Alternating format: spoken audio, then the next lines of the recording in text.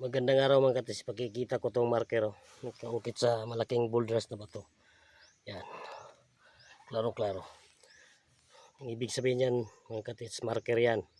Alignment yan, naka north south. Ito. Galing dito may yan o, marker na X. Yan. Galing dito sa marker na to 30 feet, may target yan sa norte.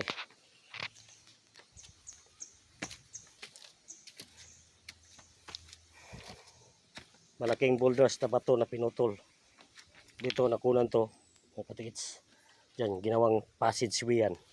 Yan, kabilaan. Yan, sa side na. Yan, dito. Dito naman ang target, may kanji marker. Yan, klaro-klaro. Kanji. Yan. Dito na mismo ang target underneath. Parang lalim ang katisa, hindi natin alam. Hindi naman tayo kasama sa nagbaon. Thank you for watching mga katits.